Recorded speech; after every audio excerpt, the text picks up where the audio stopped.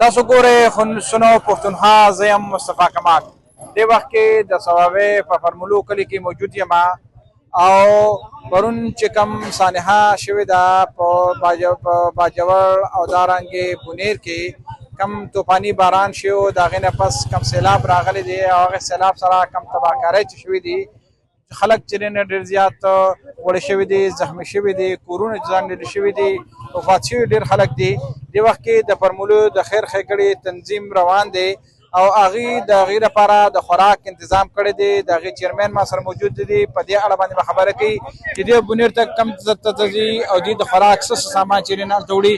السلام علیکم.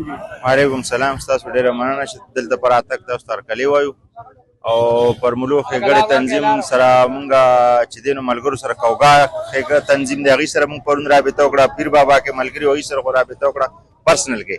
نو هغې وویل چې بی دلته کې کورونه کلي روان شوي دي او هغې د چونکې چې دی نو بی ته خوراک ضرورت دی، ځکه چې د ګیر چاپېره کلو نه ورله خلک امداد له راغلي دي پودایۍ له او هغې هلته شپې وه بېګا لکه زمونږ ملګري ته کوګا تنظیم تلي داسې.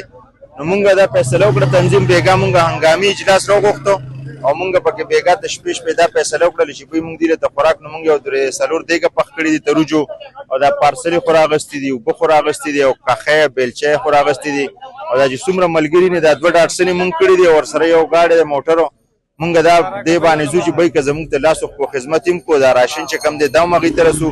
مزید که د هغې څه ته ضرورت دی ځکه چې دا زمونږ یو خلک یو پښتانه یو او مونږ پې خفه یو او بی هلته کې ډېر زیات نقصان شوی دی. نو د نورو ملګرو ته د نورو کلو کې چې کم تنظیمونه دي هغې ته هم زما دا خواست دی چې بی تاسو خپل کردار دی کې ادا کړئ، ځکه چې دا یو د الله د طرفه یو اپتي غونته دغه دی. نو بی تاسو مهرباني وکړئ چې راشئ او مونږ سره کوم رابطه کوئ.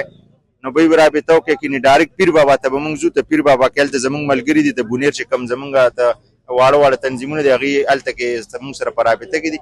نو مونږ چونکې هلته کې روان یو ډایرکټ پیر بابا ته. تاسو کتل هر چاته دې هم اپیل کی د انتظامیې طرف نه هم اپیل دی، د حکومت د طرف نه څوک هم چې د خیر ښېګړې کول غواړي هغه دی د هغه د انتظامیې سره چې هغه د ډي سي د سوري د لاندې چې کوم کار به کوي هغې سره به رابطه کړي او هغې به بیا چې نه ترتیب سمې کوي.